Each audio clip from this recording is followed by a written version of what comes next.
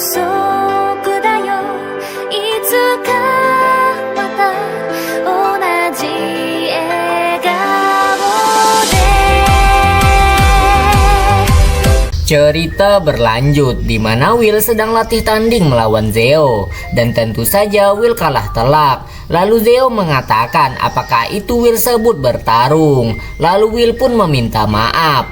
Lalu Zeo mengatakan bahwa bagus juga karena Will bisa menggunakan pedang sihir itu dan dia hanya harus melatih Will, maka Will akan bisa menebas siapapun yang menghalangi jalan Will. Lalu Zeo pun beranjak pergi, lalu mengatakan bahwa Will harus menemuinya setelah Will menyelesaikan latihan bersama Gil agar mereka bisa bertarung.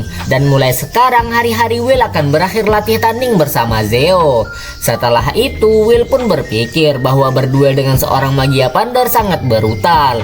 Latihan dari paksi saja sudah cukup berat. Sekarang Will harus menambahkan sesi bertarung setiap hari dengan Zeo. Dan Will berpikir bagaimana dia bisa meluangkan waktu untuk menjadi mata-mata. Lalu di sisi lain Nanaru sedikit iri dengan Will yang bisa berlatih tanding dengan Zeo. Meski begitu dia mengakui Will bahwa Will cukup kuat. Sedangkan Olgan mengatakan bahwa Will memang luar biasa dan bertanya bagaimana kalau Lihanna. Mereka pun mengatakan bahwa Lihanna malah sebaliknya, dia tidak ada harapan. Sudah berapa lama sejak latihan, Lihanna masih saja tertinggal. Tetapi menurut mereka setidaknya Lihanna masih lebih baik dari pemula lainnya. Dan mereka bertaruh apakah Lihanna akan keluar dan berlari ke institut tinggi seperti pemula lainnya yang menyerah terhadap paksi petir. Karena tidak ada gunanya bertahan di sini jika kamu tidak berkembang. Lalu Milia memperjelas bahwa ini adalah paksi petir. Paksi-paksi lainnya tidak ada apa-apanya dibanding dengan paksi petir. Karena penyihir agung Zeo yang terkuat, maka mereka harus menjadi yang terkuat. Dan mereka merasa bahwa Lihanna cukup lemah untuk menjadi kesatria petir. Lalu singkat cerita di kamar mandi pria, terlihat Will yang sedang mandi karena seharian penuh latihan tanpa henti akhirnya berakhir. Lalu Will yang sedang mandi berpikir bahwa paksi petir ini sangat gila. Tetapi Will mencoba untuk berpikir positif bahwa paksi petir dipenuhi orang-orang pekerja keras dan tidak ada satupun penyihir yang mencurigakan. Lalu Will mendengar suara di sebelahnya dan Will meminta maaf karena dia tidak menyadari ada seseorang. Dia pikir dia sendirian. Lalu Will pun pergi melihat siapa yang mandi di sana. Setelah melihatnya, Will pun terkejut karena yang sedang mandi di sana adalah Lihanna. Will berteriak apakah Lihanna tidak tahu bahwa ini adalah kamar mandi pria. Tetapi Lihanna tidak merespon sama sekali karena pikiran dan mental Lihanna sedang benar-benar kacau. Ada banyak yang dipikirkan oleh Lihanna, seperti tentang dirinya sebagai sampah dan pengecut. Lihanna merasa bahwa dia adalah orang bodoh yang berpikir bisa menolong keluarganya dan dia sudah mengecewakan neneknya. Sementara Will menyadari bahwa meskipun dia tidak tahu apa yang Lihanna pikirkan, tetapi Will menyadari bahwa Lihanna sedang tidak baik-baik saja. Will pun bergegas mengambil sebuah handuk dan memakaikannya kepada Lihanna. Setelah memakaikannya, Will berkata bahwa dia bersumpah kalau dia tidak melihat apa-apa. Lalu Lihanna pun tersadar dan mukanya memerah dan bertanya dia di mana. Lalu Lihanna pun menunduk karena sangat malu. Lalu Will mengatakan bahwa dia hanya ingin bilang bahwa Lihanna bukanlah sampah dan juga bukan seorang pengecut atau kegagalan seperti dirinya. Karena Will merasa bahwa Lihanna adalah penyihir yang hebat dan seorang kesatria yang Will percaya dan dia hormati. Lalu Will mengatakan bahwa Lihanna harus percaya kepada dirinya sendiri. Dan Will bertanya, bagaimana jika mereka melanjutkan pembicaraannya di tempat lain? Sementara itu Lihanna masih sangat malu untuk menatap wajahnya Will. Lalu singkat cerita mereka pun melanjutkan pembicaraan mereka di kamarnya Will. Lalu Lihanna meminta maaf dan bersumpah bahwa dia bukan orang yang mesum sampai masuk ke kamar mandi pria. Will pun mengatakan bahwa Lihanna tidak perlu meminta maaf dan meminta agar Lihanna kembali menjadi diri Lihanna seperti biasanya. Lalu Lihanna mulai bercerita bahwa dia tidak bisa membayangkan betapa kecewanya neneknya jika tahu apa yang telah Lihanna lakukan. Lalu Will bertanya, apakah nenekmu itu adalah seseorang yang berharga di hidup Lihana? Lihana pun memperjelas bahwa neneknya adalah satu-satunya orang yang mempercayainya di keluarganya. Lalu Will pun bingung dan bertanya apa yang dimaksud Lihana. Lalu Lihana pun menceritakan bahwa matanya berwarna biru. Di dalam keluarganya mata berwarna biru dianggap tidak bagus karena darah salah satu kesatria paling berani dalam sejarah mengalir di dalam keluarganya. Jadi mata semua orang di keluarganya berwarna layaknya sebuah petir kecuali dirinya. Dan ini adalah salah satu trauma Lihana sejak Lihana masih kecil. Pada saat itu anggota keluarganya selalu berumur pendek, termasuk kakaknya Lihana yang meninggal ketika Lihana masih kecil. Lalu Lihana kecil mengatakan bahwa biar dia mewakili keluarganya dan biar dia yang menggantikan kakaknya. Lihana kecil berjanji bahwa dia akan berusaha. Lalu keluarganya mengatakan bahwa itu tidak perlu. Pada saat itu tidak ada satupun yang mempercayai Lihana kecuali neneknya. Lalu ketika Lihana kecil sedang bersedih, neneknya memanggilnya dan sang nenek membacakan sebuah buku. Lalu sang nenek mengatakan agar Lihana kecil jangan terganggu dengan keluarganya karena suatu hari Lihana akan menjadi kesatria yang hebat. Lalu neneknya memperjelas bahwa Lihana yang memiliki mata seperti Roichi sang kesatria yang ada di dalam buku bukanlah suatu kebetulan. Lalu ketika Will mendengar nama Roichi, Will pun bertanya apakah itu Roichi yang sama dari cerita Roichi sang kesatria. Lalu Lihana bertanya apakah Will pernah membacanya. Lihana cukup terkejut karena itu bukanlah buku yang terkenal. Lalu Will memperjelas bahwa sejak kecil Elparia sangat menyukai buku dan Elparia sering membacakan buku petualangan seperti itu. Dan dengan tersenyum Will mengatakan bahwa Lihana kalau bertemu dengan Elparia maka mereka berdua pasti langsung akrab. Lalu Lihana mengatakan bahwa sepertinya dia dengan Albispina memiliki banyak kesamaan karena dia juga sering membaca cerita tentang kesatria sejak dia kecil. Tetapi cerita Roichi sangat memikat Lihana karena Roichi yang lemah menggunakan kecerdasan dan kebijaksanaannya untuk mendapatkan kekuatan dan melindungi orang lain. Dan kisah Roichi sudah seperti harta karun masa kecil Lihana karena pada saat Lihana kecil nenek Lihana menyelamatkannya dan memberikan gambaran seorang kesatria yang bisa Lihana perjuangkan. Dan Lihana ingin menjadi seperti Roichi. Lalu Lihana pun memegang kalung. Will yang melihat itu bertanya, itu apa? Lihana memperjelas bahwa itu adalah sebuah jimat yang dimaksudkan untuk membawa kedamaian bagi seorang kesatria. Mereka yang menyandang nama Owenzao selalu memakainya setiap saat dan terus-menerus menyalurkan energi sihir ke dalamnya sehingga mereka bisa memenuhi harapan sumpah mereka sebagai kesatria yang terhormat. Lalu Lihana mengatakan asal Will tahu Lihana telah merencanakan untuk menggunakannya jika Will tidak bangun selama pertempuran melawan Grenduk kemarin. Will pun meminta maaf soal itu. Lalu Will berpikir bahwa Lihana sedang bertarung dengan iblis yang berada di dalam dirinya sendiri. Meskipun keluarganya menilai kemampuan Lihana kurang bagus, tetapi di akademi orang-orang menyebut Lihana dengan sebutan Miss Perfect. Ini adalah bukti nyata dari kerja keras Lihana. Lalu Will pun mengatakan bahwa dia ingin bertanya dengan Lihana tentang bagaimana latihan lari Lihana. Lalu Lihana mengatakan apa maksudnya Will, karena Lihana telah mengerahkan seluruh kekuatan fisik dan sihirnya untuk lari secepat mungkin. Lalu Will mengatakan agar di latihan selanjutnya Will menyuruh Lihana menurunkan sedikit karena Will telah mengamati bagaimana beberapa senior di paksi petir berlari, dan Will menyadari bahwa tidak ada dari mereka yang menyalurkan energi sihir terus-menerus. Mereka menggunakannya sedikit demi sedikit agar bisa seefisien mungkin. Lalu Will mengatakan bahwa menurutnya tujuan dari semua lari tanpa berpikir itu adalah untuk menghancurkan mereka, dan apa yang ingin mereka lihat adalah apa yang akan Will dan Lihana lakukan setelah mereka hancur. Apa akan terus berlari ataukah memilih menyerah, atau mereka akan bangkit seperti kesatria yang gagah berani seperti di buku cerita.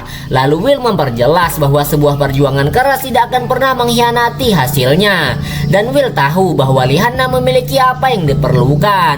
Will mengatakan itu sambil tersenyum dan mengulurkan tangannya. Lalu Will melanjutkan perkataannya bahwa jika tidak keberatan maka Will akan mengatakannya bahwa Will sedikit menyukai mata birunya Lihana karena itu bersinar layaknya sebuah permata. Mendengar itu Lihana pun sangat senang dengan pipinya yang memerah. Lalu dengan tersenyum Lihana mengatakan bahwa cinta pertamanya juga mengatakan hal yang sama. Lalu mereka pun bersalaman. Singkat cerita, keesokan harinya latihan pun dimulai dan terlihat Lihana yang tertinggal dari rombongan. Lalu Gilpor mengatakan bahwa sepertinya Lihana tertinggal lagi dan itu adalah aib bagi paksi petir. Olgan mengatakan bahwa Lihana gadis yang tidak berguna. Melihat Lihana, Will pun memanggil Lihana. Lalu Lihana menggunakan sihirnya dan mempercepat langkahnya. Dan Lihana pun dapat mengejar ketertinggalan, membuat senior-senior itu terkejut. Will yang melihat itu pun tersenyum karena dia ikut senang dengan perkembangan Lihana. Melia bertanya bagaimana Lihana bisa menyusul mereka dengan cepat.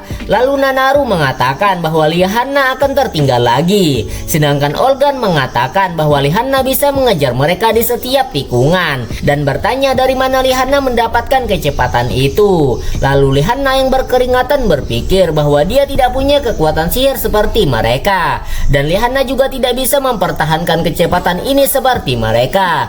Tetapi Lihana bisa memberikan dorongan sementara yang cukup untuk mengejar mereka karena Lihana sudah bertekad bahwa dia adalah seorang kesatria petir dan seorang Awenzaus. Dia tidak akan membiarkan dirinya kalah karena sumpah seorang kesatria tidak bisa dilanggar. Tidak peduli berapa kali Lihana gagal, Lihana tidak akan pernah menyerah. Dan terlihat Lihana yang sedang berjuang keras. Dan Milia yang melihat itu memuji Lihana. Dan Gilpor yang melihat Lihana berpikir bahwa itulah yang dia inginkan. Karena paksi petir adalah tentang mendorong sihir menuju batasnya. Karena satu-satunya cara untuk mengimbangi Zeo adalah dengan berubah menjadi petir itu sendiri. Karena kau harus menjadi lebih cepat dan lebih kuat. Jika gagal mengimbangi, kamu bisa lupa bahwa kau pernah berdiri bahu-membahu dengannya. Lalu Gilpor pun berteriak agar Lihana mengendalikan langkahnya dan capai tujuannya dan menyuruh Lihana terus berlari. Lalu Lihana pun mengejar Will dan berlari bersama Will dan mengatakan baik. Lalu singkat cerita 3 hari kemudian itu adalah waktu untuk pergi berbelanja. Will dan Lihana pun pergi berbelanja. Will mengatakan bahwa mereka menyuruh mereka melakukan tugas ini dan bertanya-tanya apakah mereka sudah menyukai mereka. Lihana mengatakan entahlah, karena bagaimanapun juga dia malu dengan perasaan lega yang dia rasakan setelah istirahat dari latihan itu. Lalu tanpa disengaja Will bertemu Kroco ini lagi. Dia mengatakan bahwa dia akan membuat Will membayar akibat mempermalukannya saat itu dan menanyakan apakah Will mau datang ke laboratorium miliknya karena dia baru saja menerima teh yang lezat dari timur dan biarkan dia menyuguhkan teh itu kepada Will. Temannya menarik Kroco itu dan mengajaknya pergi. Lalu Lihana pun maju dan melindungi Will dan mengatakan menjauhlah darinya, dasar orang gila. Setelah itu si Kroco ini mengatakan Lihana adalah gadis yang kurang ajar. Lalu si Kroco ini pun diseret pergi oleh temannya. Lalu setelah itu Will dan Lihana bertemu Julius. Will menyapa Julius dan Will mendekat lalu bertanya karena tasnya Julius kelihatan berat. Jadi Will bertanya apakah Julius juga mendapatkan tugas dari faksinya. Julius mengatakan bahwa iya, tetapi dia tidak percaya bahwa faksinya menyuruhnya seperti ini. Lalu Will mengatakan bahwa satu-satunya alasan dia bisa masuk faksi adalah karena Julius. Jadi mumpung bertemu, Will ingin mengatakan terima kasih. Lalu dengan tersenyum Will mengatakan bahwa dia sangat berterima kasih karena sudah menolongnya. Melihat itu ekspresi Julius pun sangat datar. Lalu Julius mengatakan bahwa jika Will ingin berterima kasih kepadanya, Will harus melakukan sesuatu, yaitu ketika nanti bertemu Elparia, Will harus mengatakan kesan yang bagus tentang Julius kepada Elparia. Karena jika ingin menggantikan Elparia, Julius harus terlihat baik. Dengan tersenyum Will mengatakan bahwa Julius akan menjadi penerus yang hebat. Julius mengatakan tentu saja. Jika dia sudah berada di puncak, Julius akan membuat Will menjadi penasehat. Lalu singkat cerita, Will dan yang lainnya bertemu di sebuah rumah makan. Lalu Colette menanyakan bagaimana kabar mereka. Will, Lihanna, dan Wicknell serempak mengatakan mati. Lalu Colette mengatakan bahwa sepertinya setiap faksi punya kesulitan masing-masing. Lalu Will bertanya bagaimana dengan Colette. Colette pun mengatakan bahwa secara fisik dia baik-baik saja, kalau secara mental kurang baik. Lalu Wicknell berkata kenapa mereka memilih tempat kumuh seperti ini untuk berkumpul. Lalu Wicknell terkejut karena ada yang melemparkan sesuatu kepadanya. Itu adalah dari Bibi, pemilik kedai, yang mengatakan bahwa jika Wicknell punya masalah dengan kedainya maka Wicknell bisa pergi, tetapi Wicknell harus tetap membayar pesanannya. Mendengar itu Wicknell mulai marah. Lalu Colette meminta agar Wicknell menghentikan emosinya karena mereka perlu tempat yang menyembunyikan pertemuan rahasia mereka dari senior-senior di faksi mereka. Lalu Wicknell mengatakan bahwa jika bukan karena Will, dia tidak akan mau menginjakkan kakinya di tempat seperti ini. Lalu Sion mengatakan oleh karena itulah mereka memilih tempat ini, karena tidak akan ada penyihir atau elf yang mau datang ke tempat seperti ini. Lalu Lihanna memperjelas bahwa saatnya berbagi informasi yang mereka dapatkan. Sejauh yang bisa mereka sampaikan, tidak ada penyihir yang mencurigakan di faksi petir. Dan Colette juga mengatakan bahwa di faksi bumi juga tidak ada yang mencurigakan. Lalu Wicknell mengatakan bahwa seperti yang dia bilang sebelumnya, mereka para elf tidak akan melakukan hal yang mencurigakan. Lalu mereka bertanya-tanya kenapa Julius terlambat datang. Lalu Emma dan Meg pun datang dan berkata maaf terlambat. Lalu Emma mengatakan setelah sekian lama dia berbicara dengan Will, terasa lucu juga kalau mereka berkumpul bersama seperti ini. Lalu Emma mengatakan bahwa mungkin mereka bisa memulai lagi sebagai teman. Lalu Meg berkata bahwa dia juga mau berteman karena dia tidak pernah merundung Will seperti Sion. Lalu mereka mengatakan meski terlambat ia mengucapkan terima kasih karena telah bertarung demi mereka semua saat insiden Terminalia. Will pun dengan tersenyum mengatakan tentu saja. Melihat itu membuat Colette senang. Lalu Colette bertanya bagaimana keadaan di dalam faksinya Emma dan Mike. Emma mengatakan bahwa dia tidak ada yang mencurigakan. Lalu Mike mengatakan bahwa faksi kegelapan sedikit menakutkan untuk diinvestigasi karena tidak ada apapun selain para bayangan kutu buku yang membuat Mike ingin pindah dari sana. Lalu Colette menyimpulkan bahwa dari mereka semua tidak ada bertemu dengan penyihir yang mencurigakan. Lalu Emma penasaran dan bertanya tentang apa tujuan dari musuh mereka. Lalu Lihanna memperjelas bahwa jika penyihir tanpa kepala yang mereka temui itu bekerja dengan Gothia, maka tujuan mereka adalah untuk menghancurkan langit palsu itu. Lalu Sion mengatakan bahwa sepertinya mereka mengincar Great Barrier yang diciptakan oleh Magia Pander. Lalu Meg mengatakan bahwa penghalang itu adalah satu-satunya yang menahan para penghuni surga. Jika para penghuni surga bisa melewatinya, maka mereka semua akan musnah. Lalu Meg bertanya kenapa Gothia ingin menghancurkan itu. Lalu Will pun berpikir bahwa mereka tidak menemukan kemajuan informasi. Sepertinya mereka tidak punya pilihan lain selain terus mencari. Lalu Will bertanya-tanya kenapa Julius belum datang. Colette juga sangat khawatir karena ini sudah melebihi jadwalnya dan dia harap Julius baik-baik saja. Sedangkan di sisi lain di sebuah lorong kota terlihat Julius yang sedang terluka parah. Dadanya berlubang. Lalu Julius berkata bahwa dia sangat tahu bahwa dia tidak pernah cocok untuk menjadi orang baik, lalu menyebut nama Anna. Terima kasih telah menonton video ini ya. Jangan lupa klik tombol like, comment, and subscribe, and see you the next video. Bye bye.